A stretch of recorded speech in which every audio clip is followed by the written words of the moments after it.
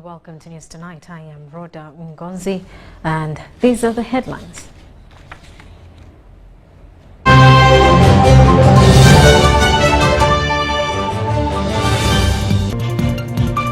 President Museveni directs government to pay bank charges on PDM loans.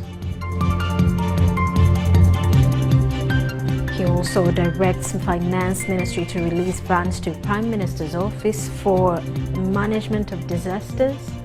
The First Lady, also Minister for Education and Sports, says private schools need to join EMAI's system.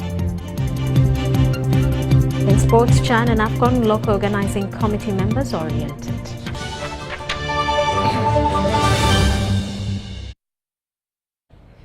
Hello once more. President Yoweri Museveni has directed that government should take up the responsibility of paying bank charges being deducted by banks from money, the 1 million shillings parish development model funds, in order for the beneficiary to receive the exact money. He was addressing the parish development model beneficiaries in Kapiripirit and the Beam districts. In Kapiripirit district, President Yoweri Museveni visited Lokong Emmanuel, who is majoring in piggery farming. Lokong, a resident of Kakomokwe village, Naturam Parish, Lorakea sub-county, secured a 1 million grant from the parish development model. When I received this money on the 13th July 2023, actually I was not even really expecting to receive this money. It could be when God planned for the thing, it will make you also to be uplifted from. So far, he has a set of 5 big pigs with about 30 piglets, and these 5 pigs will soon give birth, and that will give to a total of about 50. Received the PDM money. I came here for the launch. That was on the 13th of July 2023. He received 1 million shillings, and now he has a big number of, I think you must have seen the project, how it is. It's very successful.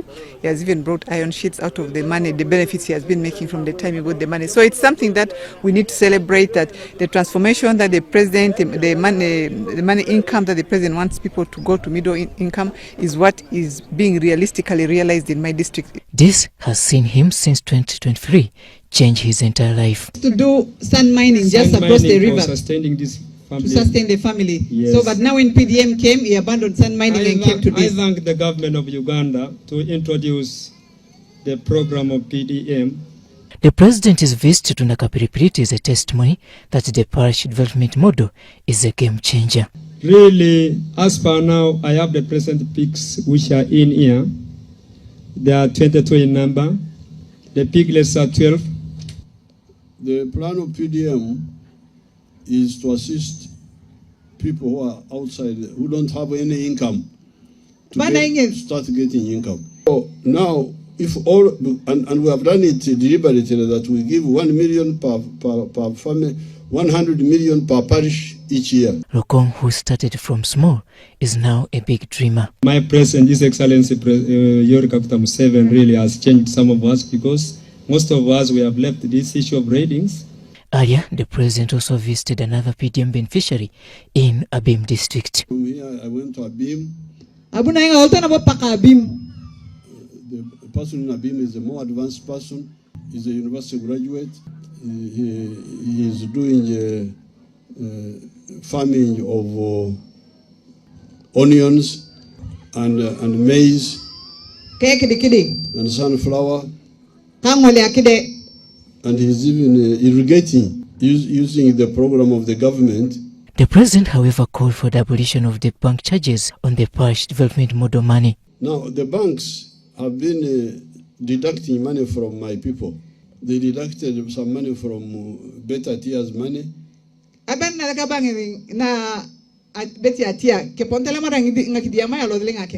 Nabutolo and all the others, I see they have been deducting. I have told the government that you be the one to pay the bank. I don't want anybody to touch my people's money. So when you bring the 1 million, add on what the bank needs for. Museveni, however, leaves a note behind for Karamoja that now since peace has returned and industrialization taking up shape, they should wake up and tap into it. Now you here in Karamoja, you're getting factories coming here, cement factories, factories of this. Whose meat will they eat? They will have to eat your meat here. Robert Onyango, UBC News. Meanwhile, President Yoweri Museveni has directed Karamoja residents to abandon guns for peace and development to prevail. President Museveni is in Karamoja region for a wealth creation drive and assessment.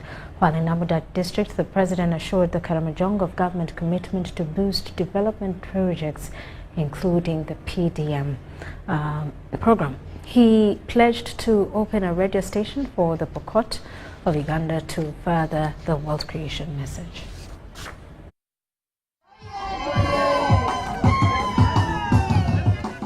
Jumbe Cell, Jumbe Ward of Amudat Town Council.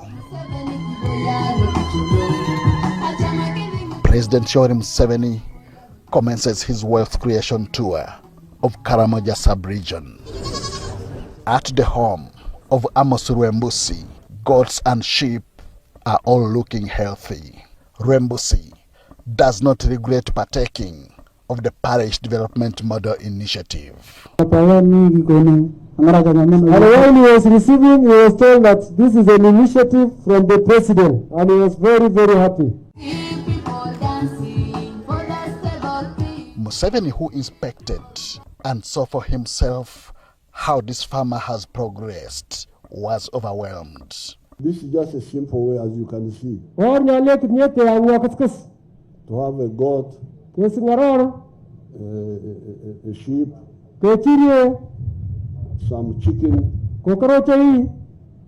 even some people keep ducks, then cows, others look after pigs, then you grow crops. All those are sources of money. So therefore, really, poverty here is ignorance. To achieve more of this, it will take total peace through abandoning guns. Who are telling you that people who are telling you about getting wealth by raiding were misleading you. Because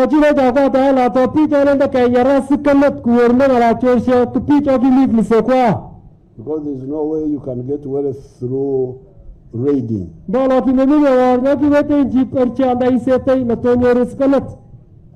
First of all, you may lose your life there. But secondly, also the cows and the goats you steal will die.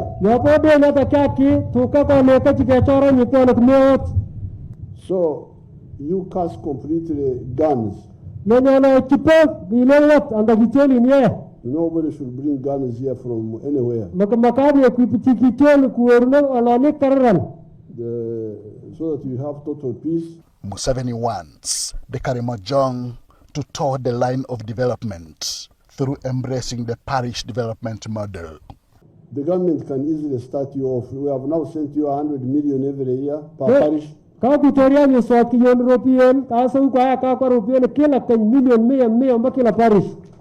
Each year.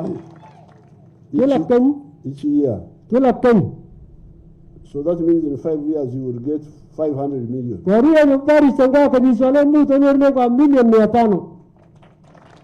For your parish. Then after 24 months, the ones who got first should bring back the 1 million.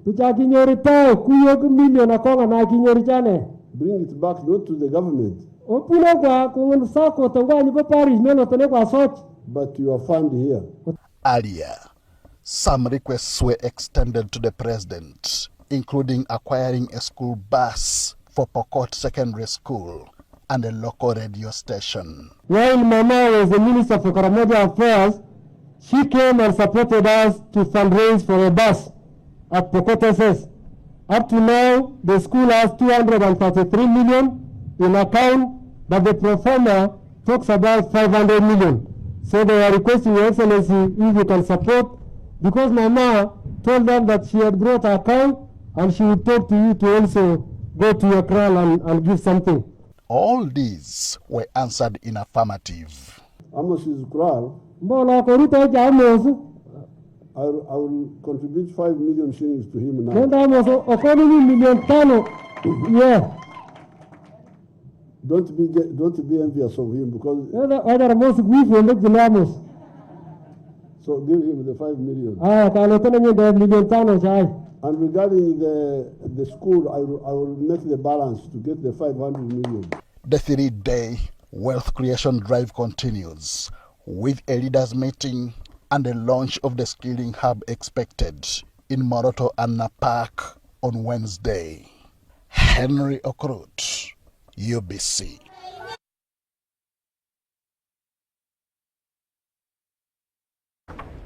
And the Vice President, Jessica Lupo, has urged the Ateka people to abandon nomadic pastoralism and promote commercial agriculture for a sustainable livelihood. The Vice President, also in Katakwi District Woman MP, said the initiative will address persistent food insecurity and increase family income among the Ateka communities. She was speaking at the ongoing Ateka Reunion Festival at her country home in Ateka Parish, Katakwi District.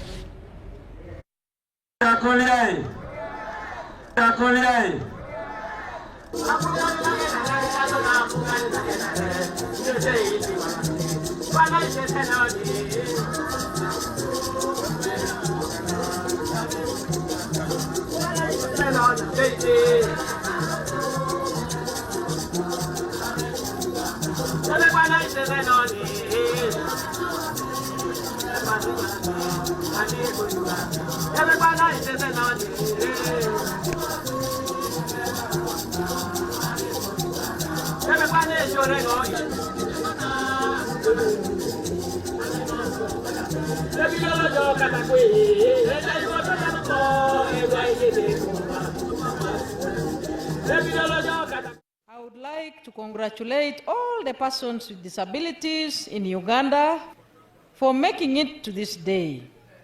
We observe the International Day of Persons with Disabilities to recognize your contribution to the socio-economic transformation of society and evaluate all the strategies aimed at ensuring that you lead dignified lives. The NRM has been at the forefront of championing the interests of persons with disabilities through a number of affirmative actions. We have defeated deep-rooted cultural and social injustices that afflicted special interest groups such as persons with disabilities. Therefore, I would like to reiterate the NRM's commitment to meaningful inclusion of persons with disabilities in all aspects of life. Government will continue to ensure that service delivery institutions and mechanisms such as schools, health facilities, offices, police stations, court premises, shopping centers, etc., are fully accessible by all categories of persons with disability. As we continue to address inclusion and rehabilitation needs of persons with disabilities, let us not forget that for preventable conditions, prevention is better than cure. Therefore, I urge all Ugandans to adopt healthy lifestyles, such as strict adherence to antenatal care for expectant mothers, ensuring full immunization of children, responsible living for the youth. I would like to thank the organizers of this event for choosing a good theme, i.e., improved household income for the well-being of persons with disabilities. To our development partners here present, Government recognizes your efforts to enhance a disability-inclusive development agenda. Government is committed to doubling efforts in empowering persons with disability in all spheres of life for a better future. I wish to take this opportunity to once again congratulate and appreciate the contributions of persons with disabilities towards the development of our motherland, Uganda. The NRM government will continue to work with you in all spheres with special focus on improved household incomes. I thank you all and wish you all persons with disability of Uganda happy celebrations on your day. This is the message of His Excellency the President.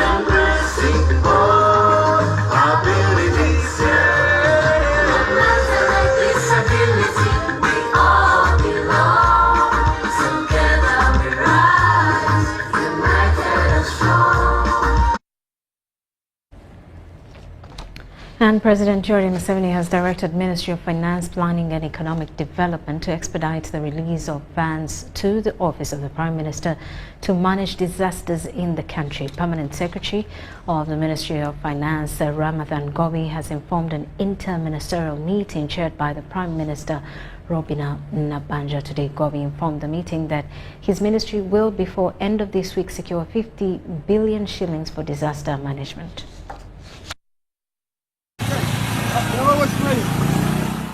Last week, a landslide occurred in the sub-county of Bulugunya in Bulambuli district, leaving people dead and hundreds displaced. By this afternoon, 28 bodies had been recovered. The Prime Minister Robina Nabanja last week visited Bulugunya sub-county and pledged total government intervention to recover the bodies, as well as relocating the affected communities to Bunambutie. I think for me, first to thank you for your intervention. Personally, the person of the Prime Minister is seen on the ground, walking and riding a border and representing government. I think you deserve a lot of credit really. This morning, the Prime Minister chaired an interministerial meeting to manage the ongoing disasters in Mount Elgon sub-region and other parts of the country. During the meeting at our office in Kampala, the Permanent Secretary of the Ministry of Finance, Planning and Economic Development, Ramadhan Gobi, revealed that President Yoweri Museveni has directed him to release funds to the Office of the Prime Minister to manage disasters in the country. And His Excellency the President called last weekend, when we were in Arusha, and already directed that we find money. We can get it from wherever in the budget, and we first deal with this disaster, particularly moving people and giving them the resources to settle, but also look after them briefly.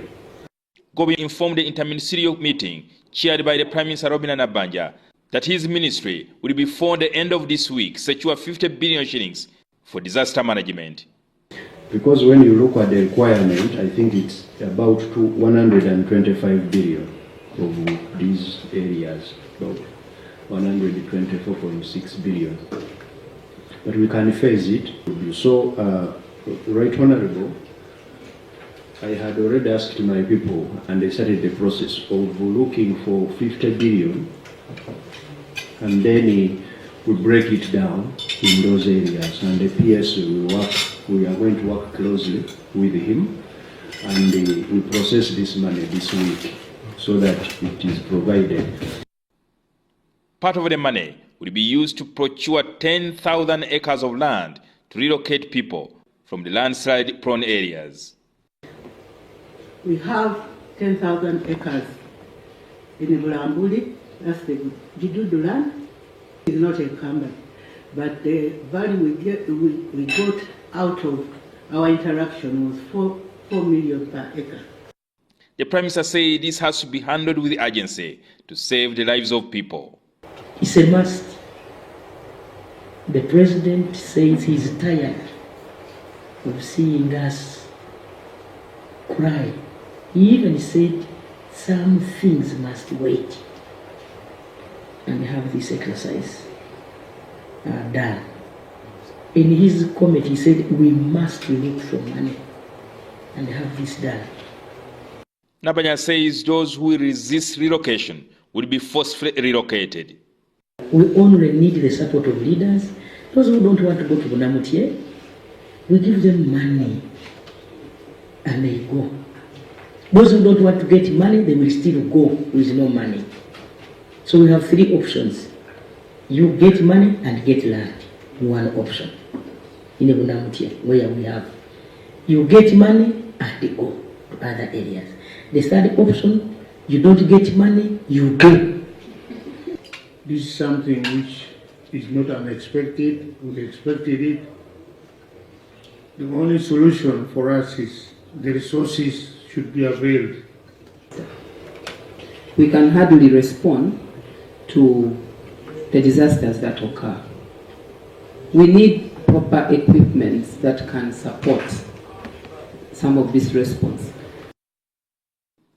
A satellite expert, Dr. Doreen Agaba, informed the meeting that they will be releasing satellite images of what happened in Burugunya to ascertain the number of households in the affected villages. And our plan, so far I've already put in the task to request for the satellite images. I expect to be getting them in the next 24 hours. And these images should show us the situation before, the situation also during, and the situation after. The Prime Minister Robina Nabanja has instituted a subcommittee chaired by the Minister for Disaster Preparedness to deal with the emergency response of disasters in the Elgonyi sub-region.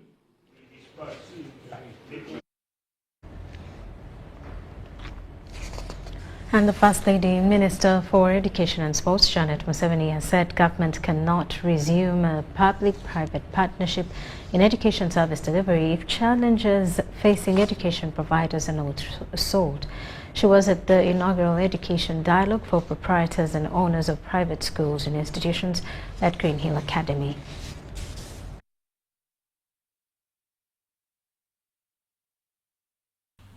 Different organizations that bring together private school proprietors, owners and institutions of learning have held the first ever educational dialogue that focused on policy issues about provision of private education that include taxes and qualifications for grade 3 teachers that has been put to degree level. Ministry of Education and Sports started the Education Management Information System to collect data about schools and acquire information to help in proper planning, but private schools and institutions of learning have not embraced EMIS. Returns from EMIS show that over 50% of private schools and education institutions of learning have not provided data about the number of learners they have enrolled in their schools. Be more transparent with data and information regarding your schools and institutions so that planning with the Ministry of Education and Sports becomes easier if possible. The private school owners want to resume a public-private partnership in education service delivery with Ministry of Education and Sports. The Minister for Education and Sports, Janet Museveni, says the PPP arrangement in implementation of universal secondary education was abolished because the money government was investing was misallocated. When profit maximization overrides the learning objectives in the private school or institution, or any service one is employed to give to the people, then it certainly ends with compromising the quality of that service management anywhere. The Permanent Secretary, Ministry of Education and Sports, Kedres Turiagenda, reminded the private school owners what is expected of them. Adherence to approved curricula, to staff qualifications, infrastructure standards, safety measures, and many more. Secondly, institutions should be committed to equity and inclusivity.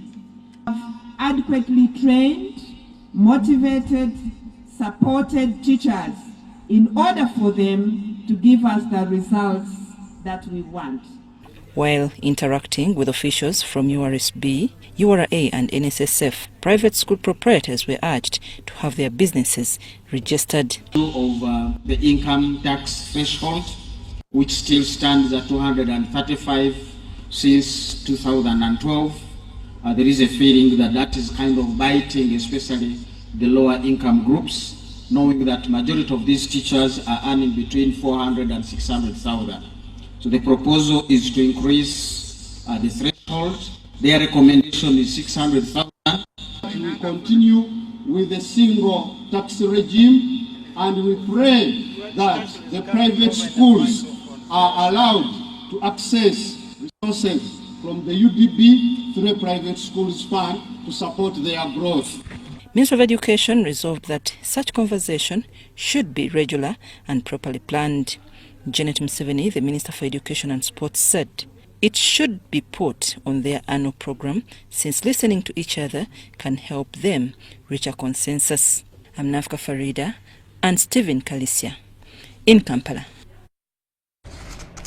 Ministry of Internal Affairs has applauded security organs on the fight on crime, citing an overall decrease in crime by 1.5% in 2022 and now 2023.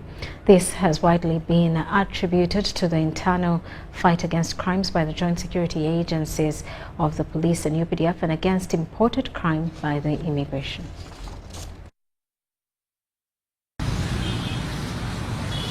The Minister of State for Internal Affairs, General David Muhoozi, indicated the general reduction of crime in the country by 1.5%, with over 231,653 cases reported in 2022 to 228,074 cases in 2023. This is partly attributed to enhanced coordination of internal security and provision of advisory services, joint initiatives with the sister security agencies, the organization of the CID, improved detection and investigation methods. The minister applauded government initiative to combating crime through the use of CCTV cameras and the National DNA Database Center set for construction that will boost the fight against internal and imported crime. These laboratories have enabled the country to conduct a wide range of forensic tests, including DNA analysis, toxicology testing, and digital forensics, adoption of modern technologies and equipment in forensic science to improve the accuracy and efficiency of investigations. A high-profile citizen and in the case of an ordinary citizen and in the case of a peasant, they are all cases and all of them deserve justice. They should be handled equally. In this, there is nobody who is senior to the other. No. If I have been killed, I deserve justice, whether I was high profile or humble. Major General Kahinda Otafire, the Minister of Internal Affairs, warned the public on actions of assaulting security officers in uniform. Selecting a uniformed officer when on duty is an offense for which you should go to prison. You can't plead, no, I'm an activist, I'm a politician. No. If you are an activist, do activism, but don't assault officers on duty. They are serving the state, they are not serving themselves. You will know right to assault them. The ministry, however, cited the need to increase on the forces to combat remaining crime, citing inadequate resources and manpower to effectively fight crime. Officers are very nervous and we are not wasted in time. So this is a problem. This is not unique to the police force only. It also happens on the prison service. The prison service is constrained. The ministry will continue to enhance the capabilities in ICT in order to digitalize crime watch platforms to increase the guarantee of peace and stability of the country. Komagum Rogers for UBC News. Residents of Luka district have appealed to government to expand health services since they meet challenges in accessing healthcare, with the nearest facility, Kiyunga Health Center, for over 40 kilometers away. This was during an open day with the Commissioner from the Ministry of Health, Dr. Agri Batesachi. Scenes from the open day at Bulike Primary School in Nkumbia Sub-County, where the Uganda Counseling and Sports Services UCSS had an open day on the theme of sustainable health for all. Residents share their struggles of living far from accessible health facilities. The health situation is we don't have health units, we don't have good roads, therefore with that, our people suffering in that case. The Commissioner from the Ministry of Health, Dr. Agri Batesachi, emphasized addressing the health challenges facing the communities. We want to encourage Uganda Counseling and Support Services to work with the government to be able to improve the maternal services here further. What is lacking here is the theatre. The operational theatres which are around this place are far. One of them is in Kiyunga, the other one is in Mwendwa, the other one is in Bumanya. Those areas are very far from this place. This place is like an island. The roads are very bad and it is very far and isolated from those places, in operational theatres which can help mothers. UCSS founders Dr. Ronald Kaluya and Kutesa Rona highlighted their organization's mission to bridge the healthcare gap in remote areas.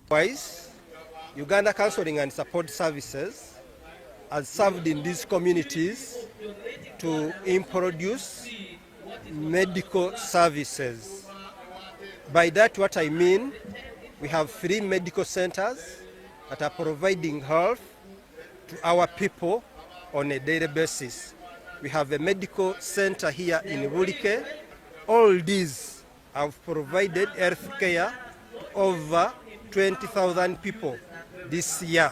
Looking at the theme for this day, which is the sustainable health for all, where we're looking at how can this community be sustainable holistically, but also with a special emphasis on health. The day's activities included cleaning markets and health facilities and renovating feeder roads. This week, as part of our Open Week activities, we have been able to reach out to different communities. We're doing different activities which included general cleaning in health facilities of Ikumbia and in our Ikokere Center. We also did general cleaning in Ikumbia Trading Center and Nawaikoke Trading Center. We also carried out road maintenance. These open day celebrations showcase the power of community-driven initiatives in creating sustainable solutions.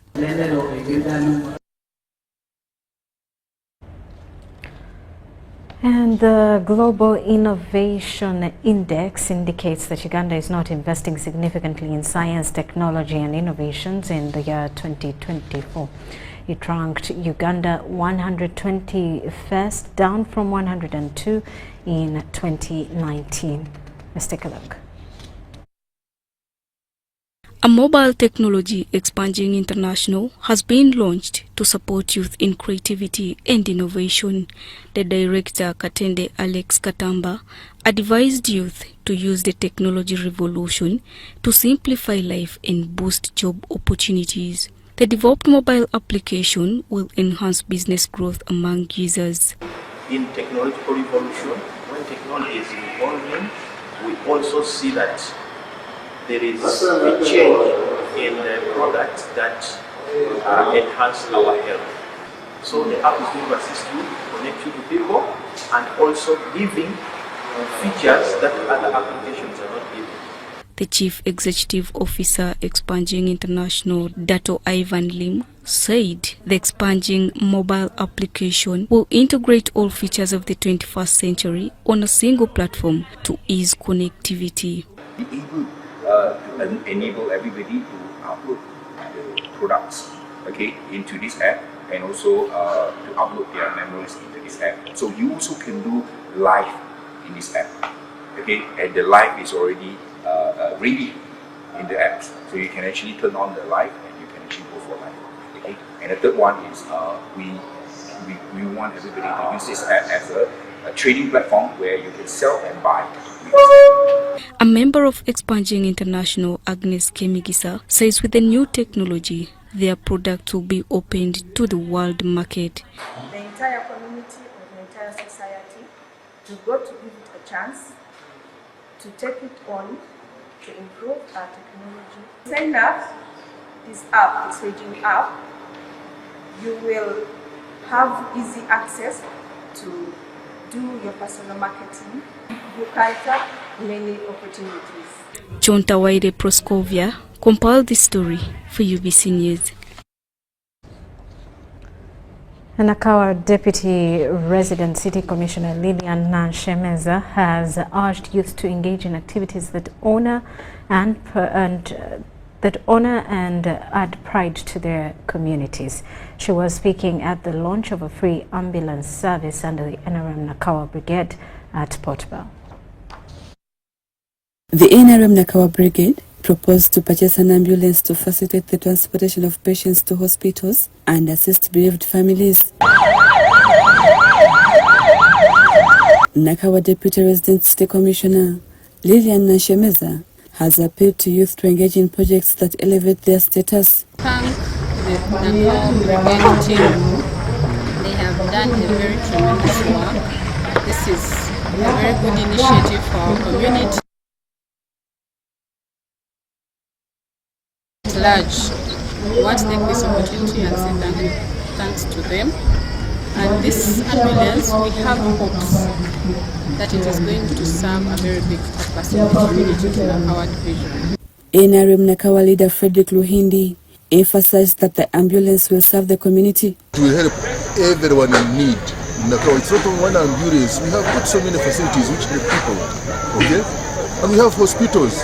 When I was the MP, I struggled so hard to bring here a referral hospital. Naguru Referral Hospital was the first in Kampala. Residents expressed their appreciation for the ambulance and pledged the commitment in ensuring it fulfills its intended purpose. Trying to elevate people from poverty, as the president is preaching it. President Museveni, wherever he goes, he's talking about wealth creation. Wealth begins from your family, not as a group. So whatever you have of TISTA management, we have come to support with oxygen, masks and gloves, and also water for the driver who is going to be driving the patient. Mike Wakabulindi compiled this. With that, we take a quick break. When we return, more details. Stop breathing. To be a winner, you must breathe only when necessary. Breathing is for losers. What is that? Did I give you permission to sweat? You can sweat in your free time. Push the arms straight. Winning is hard, but with MTN Momo, it's easy. Simply pay or shop with Momo for a chance to win mobile money every day. Use the Momo app or dial *165*3#. In the heart of Uganda, a financial revolution is happening. We were once left out, saving the old-fashioned way, with an unexpected saving spot, keeping it too close for comfort. But now, we found a better way to save and manage money. Download the Wendy app from Google Play or App Store or dial *229#. With Wendy, your money is safe and you can earn interest daily. Visit your Google Play or App Store or dial *229# to register. Wendy Wanawoli. The First Deputy Prime Minister and Minister for East African Community Affairs, the Right Honorable Rebecca Kadaga, State Minister Honorable James Magode Ikuya, and the Permanent Secretary, Mrs. Edith Mwanje, congratulate His Excellency the President and the people of Uganda on the milestones and achievements attained in the 25 years of existence of the East African Community. The EAC has registered tremendous achievements which include one-stop border posts, robust cross-border infrastructure, harmonized education systems, and a single customs territory. These have revolutionized the people on how to trade, learn, and grow. The celebrations to mark EAC at 25 will be on Thursday the 5th of December 2024 at Hotel Africana starting at 9 a.m. You are all invited.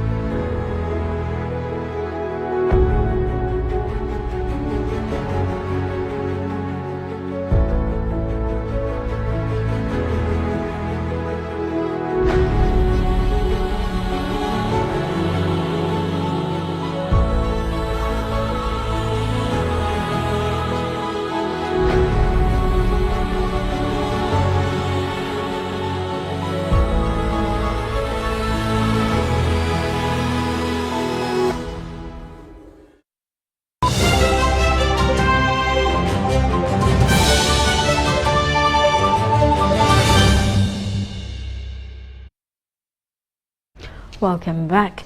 Now, Chairman Entebbe NRM constituency Shayaka Stephen Gasaja says there is need to uphold the NRM government for supporting people's cultural values. He was launching the Allure community in Entebbe and a fundraising drive to support community projects.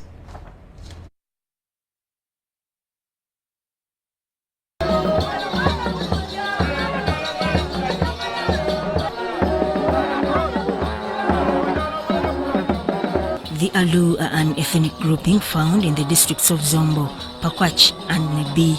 They live around River Nile. They treasure their culture through a popular dance, Agra. To preserve culture for future generations, the Alu in Entebbe have launched a community to unite them and also to foster development. Shayaka Stephen Gasaja, Chairman Entebbe NRM constituency, presided over the launch. The kingdom spokesperson David Ruping represented the Alu King Roth Ubimu Philip Olakal Raun III. The chairman of Alus in Uganda and in diaspora, Okero Stephen, says the major goal is to unite all the Alus in Uganda and diaspora.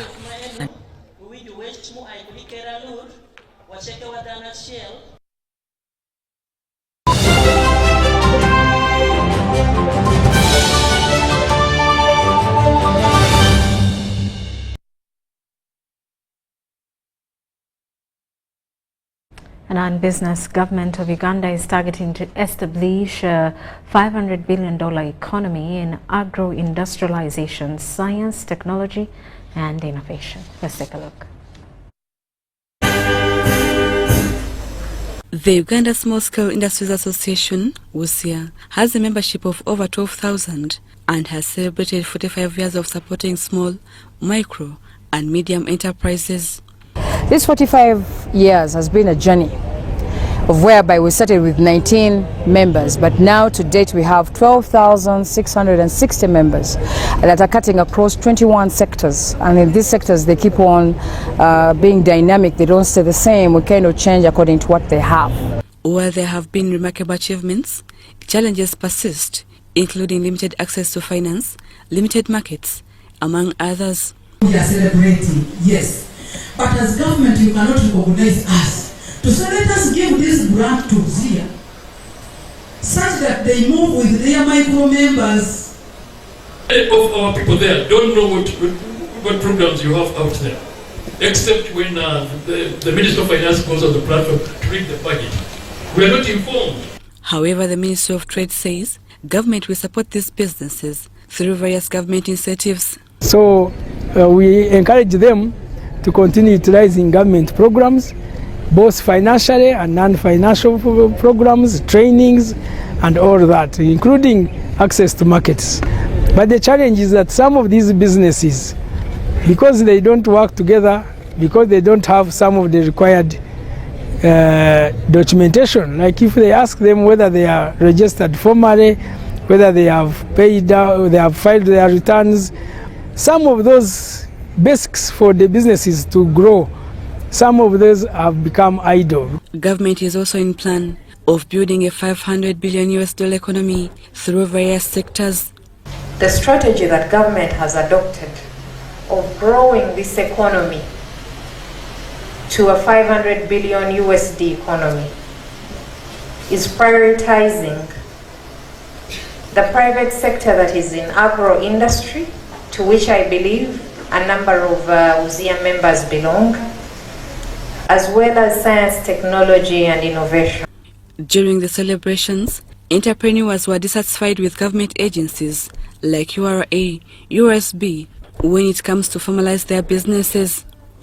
URA is a friend or a friendly partner to UZIA, but not an enemy, as it seems to be, though it's not true.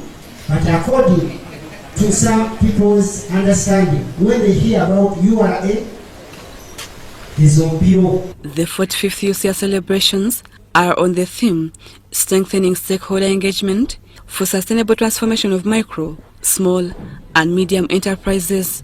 Rebecca Nantongo, Stephen Kayumba, UBC News. Brought to you by download the Wendy app from Google Play or App Store or dial *229#.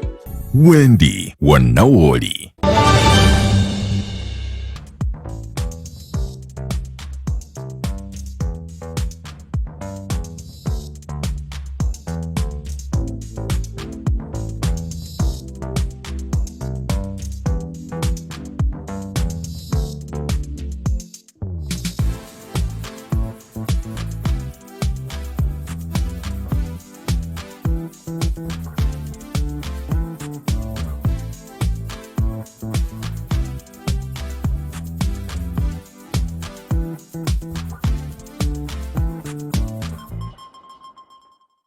Do you need data collection services, data analysis and reporting, monitoring and evaluation systems? Then contact Mold Technologies, a professional research firm that has provided many organizations with timely research solutions for over 15 years. For more information, visit www.nt.co.ug or call us on 0704 913 399 or 0782 602 963. Visit our office in Kampala at Sayuni Complex in Tinda. Mold Technologies, your professional research firm.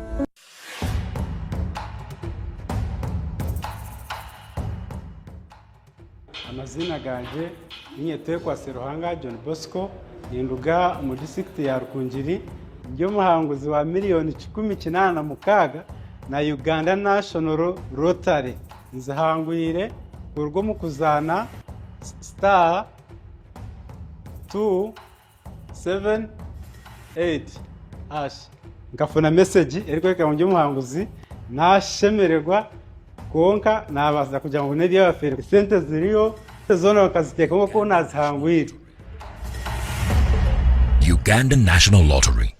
Dream, play, win. Participants must be 18 years or older. Play responsibly. The Uganda National Lottery is operated by Ituba Uganda and regulated by the National Lotteries and Gaming Regulatory Board.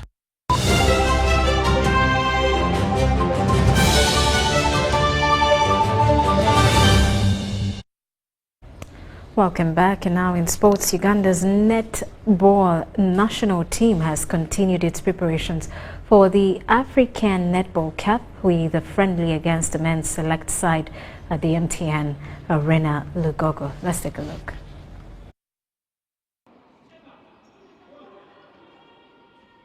With just 5 days to the 2024 African Netball Cup, Uganda's national netball team, the She Cranes, has intensified its preparations.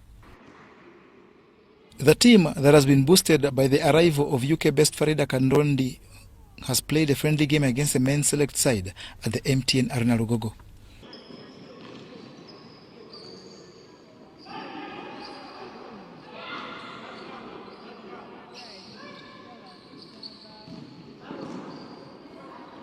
The team, which the coach Nelson Bogere alternated on several occasions, lost 49-40, but the test was pivotal for the task ahead.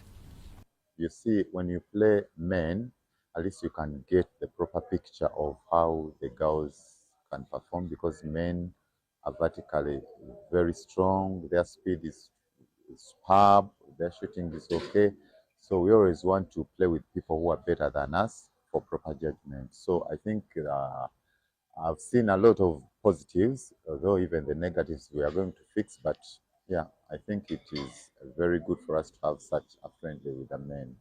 The team in camp for this tournament that Uganda has won on 3 occasions is a perfect mix of youthful exuberance and experience.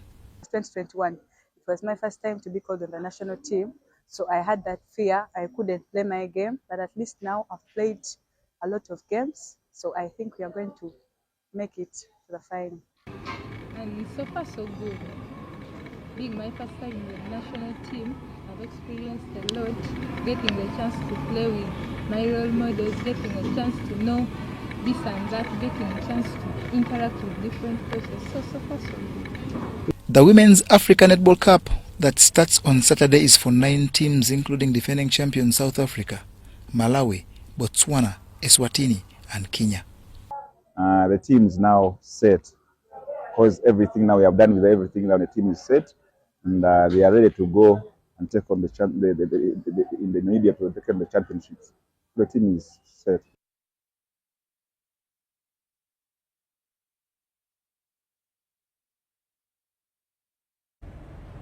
And in this year's World AIDS Day message, different sectors were urged to join in on the fight against ongoing fight against HIV/AIDS in order to achieve an AIDS-free Uganda by 2030. Sports can play an important role in HIV/AIDS prevention and awareness in several ways. Let's take a look. Ending HIV and AIDS as a public health threat by 2030 is achievable through joint forces from different sectors, including the sports sector. The president of the Uganda Olympic Committee, Dr. Donald Dukari, discusses HIV and AIDS in sports, athletes living with HIV and AIDS, and their potential to continue competing in their respective sports disciplines. In sports, what we're trying to do is, as a general policy, we try to encourage our athletes at all levels to be safe, especially those who are 18 and above, because we believe they may be sexually active.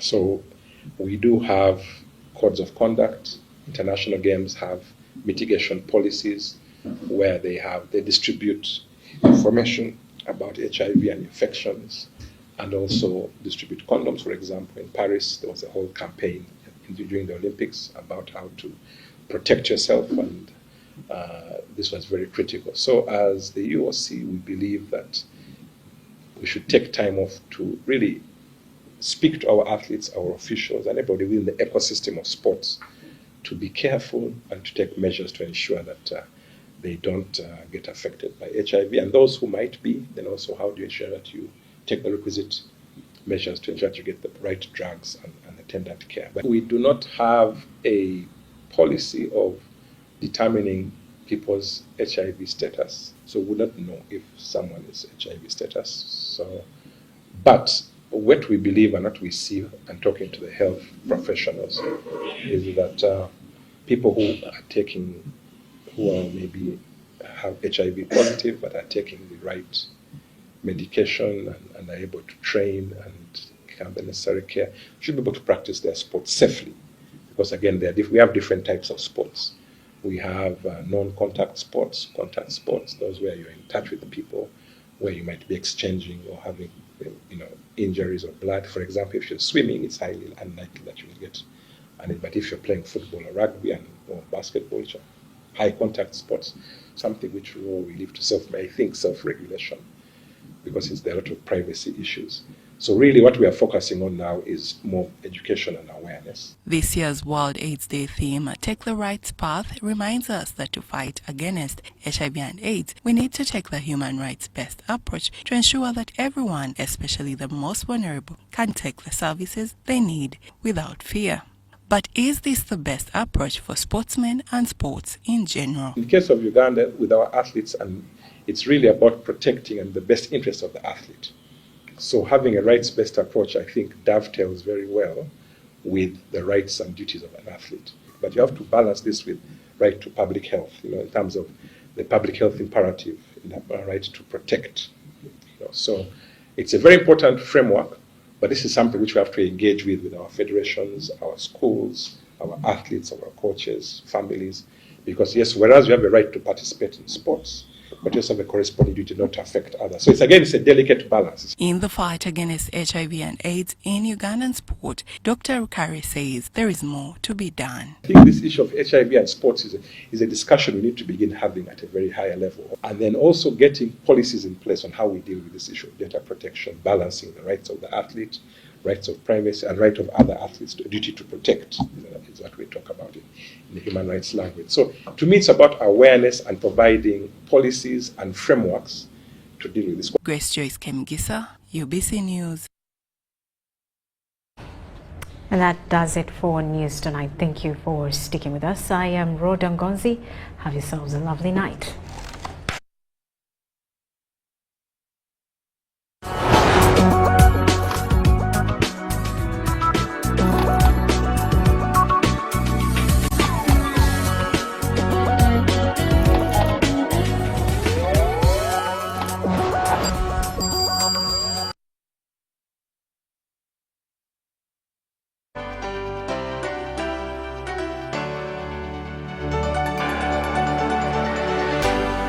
UBC, inspiring Uganda.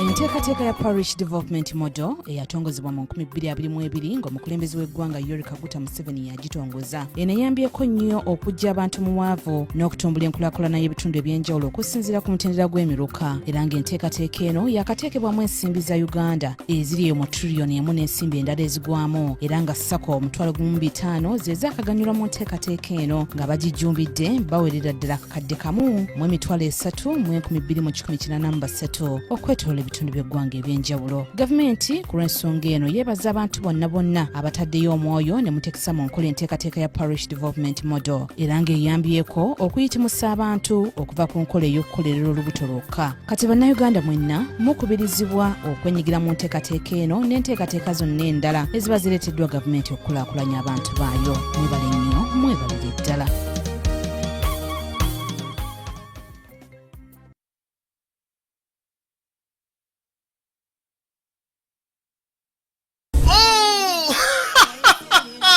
Super Soul Sisters ground-based inspiring story grand finale is here. With our theme of Vision for the Future, come and be part of this amazing yet inspiring pageant as we focus on the girls' life journey through storytelling to change people's lives. This December, Saturday the 14th, 2024 at Nakasero Primary School Amphitheatre from 10 a.m. to 6 p.m. in partnership with Plan International Uganda and UBC TV. Ordinary tickets are sold at 20,000 shillings, VIP table at 500,000 shillings and 1 million Ugandan shillings. Be there.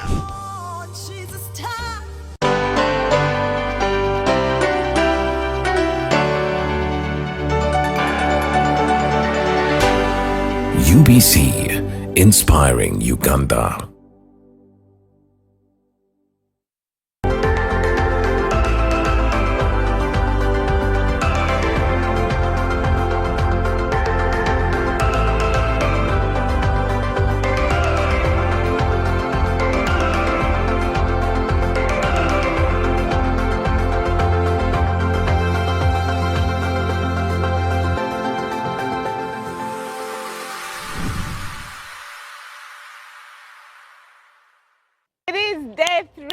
The district conference, the 99th district conference, and this is one of the highlights of the district conference. Today we get to hear who our leader is going to be for 2027-2028. We also get to hear who is going to lead the district for the Rotaractors. But the most important part of all of this day is also to hear those clubs that have been awarded These awards are very important. All the efforts and all the energy that clubs put in the whole year is awarded on this day. We get to hear who has, performed very well for the signature project for the club, for the governor, that is the Bika project. Who has been an outstanding club when it comes to partnership? Who has been outstanding on TRF? We also have several things that happen today. We get to sit in the Legislative Assembly, and I could tell you that the highlight of that is when we get to know how much money has gone to the Rotary Foundation. This is where our basket of money that all the 7,800 club Rotarians use for projects. We get to see the different clubs that have contributed most. We get to see how much of this money has come from the district and your different contributions. But a sneak peek of that, I'm told that we have collected $550,000 from District 9213, which is wonderful. Now with 550, you multiply that by 3. And that's the amount of money you Rotary clubs have to access the different matching grants for your projects. I welcome you to the Rotary Moment Show today here in Munyonyo for the 99th District Conference. Welcome, welcome. Thank you for riding with us for the last 2 days. Today is another day. Come along with us for this wonderful plenary. Welcome with me, everyone who is here in Munyonyo, as we show you what Rotary is and why we are very passionate about Rotary. Like I said, my passion, my Rotary. Welcome to the Rotary Moment Show. I am still Carol Chazeka Koza from the Rotary Club of Chiwatule and the host of the Rotary Moment Show. Welcome to the 99th District Conference. At this point in time, I'd like to invite our district Rotary representative, Rotractor Emmanuel Tukera from the Rotary Club of Kampala City, to come and give his Hope Create experience. Welcome with me, our DRO.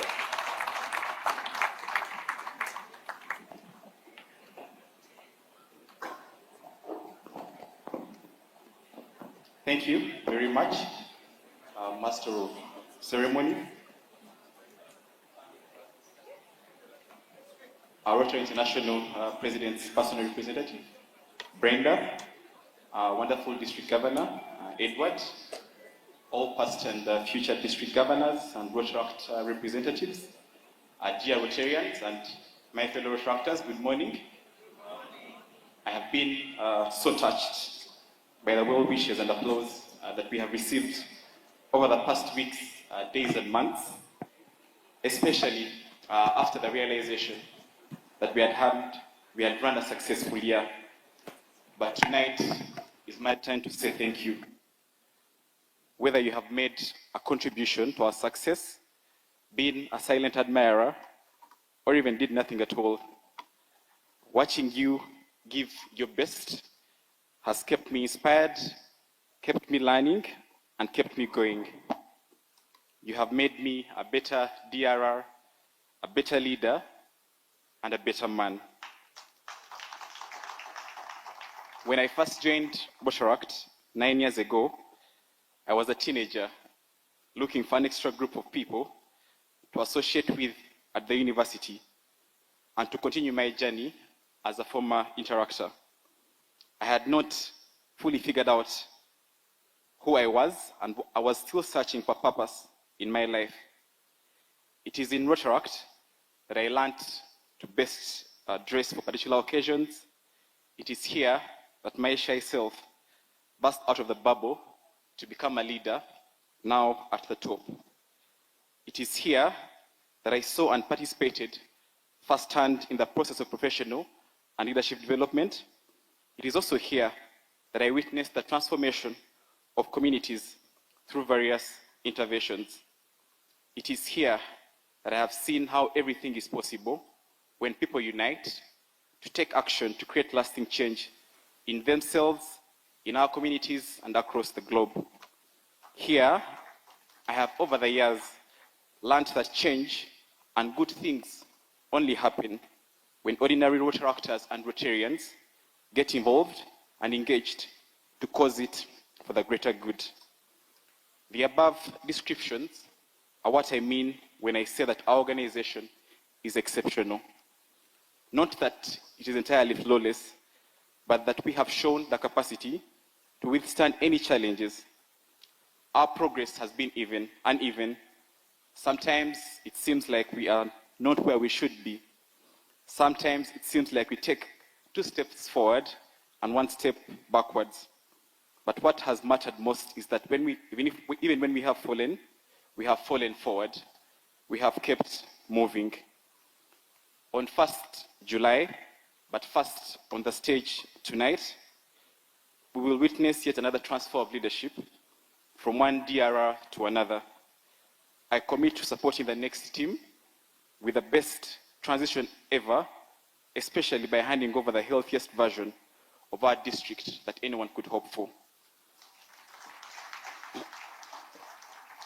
It will be up to the next administration to ensure that Rotaract moves forward while addressing any challenges that we may encounter along the way. We have all we need to do so. After all, we remain the most organized, most impactful, and most focused youth organization in our country for the last 40 years. Our history, zeal, creativity, systems, and diversity mean that we can only get better and stronger.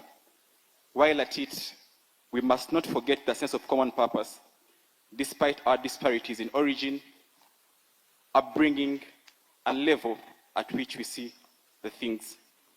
That for all our outward differences, we must stay in this together because we rise and fall as one.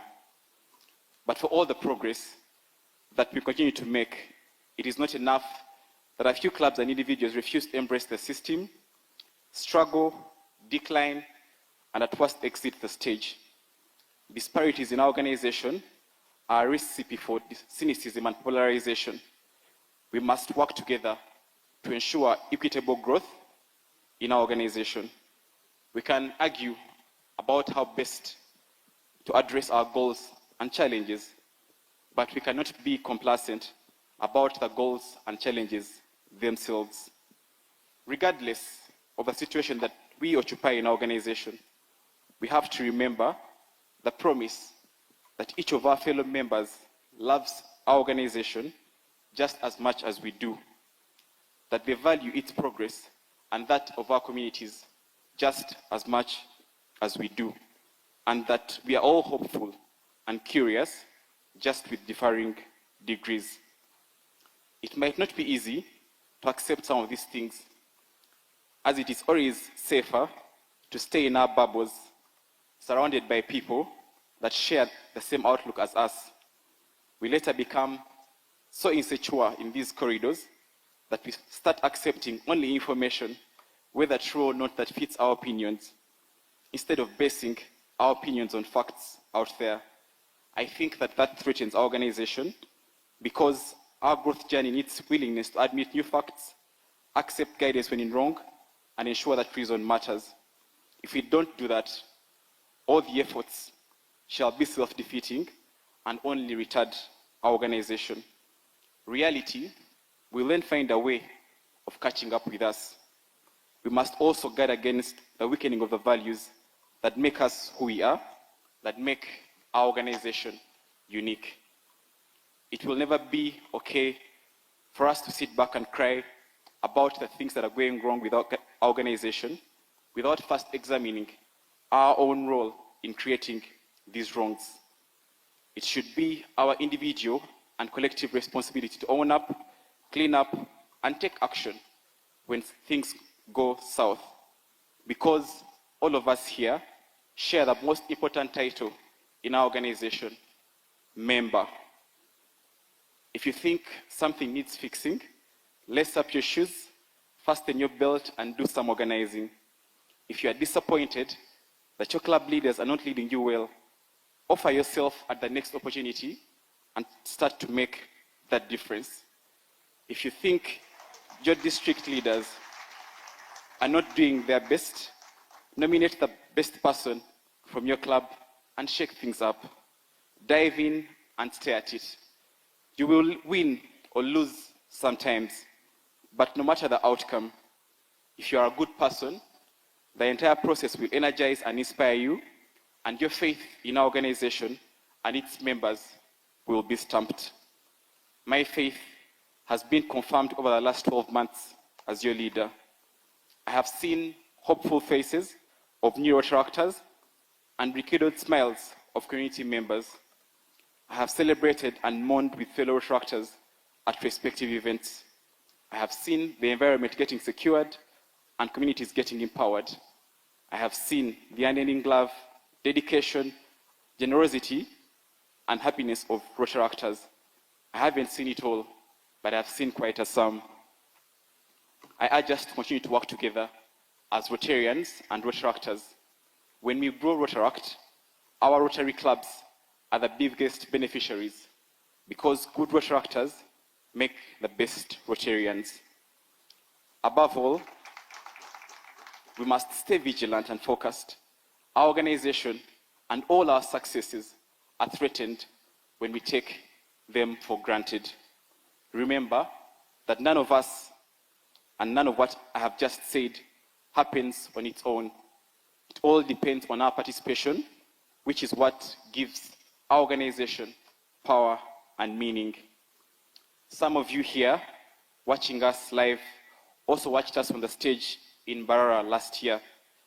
Maybe you still can't believe that we achieved and pulled this whole thing off. Let me tell you, you're not the only ones. Many people would not have believed if I had said 12 months ago that our Rotaract clubs would up their storytelling game and embrace mainstream media, that we would plant at least 15,000 trees in traceable places, our highest ever number in a single year, that we would organize the best festival and raise $2,000 in proceeds for our foundation, that we would charter a record 18 new Rotaract clubs,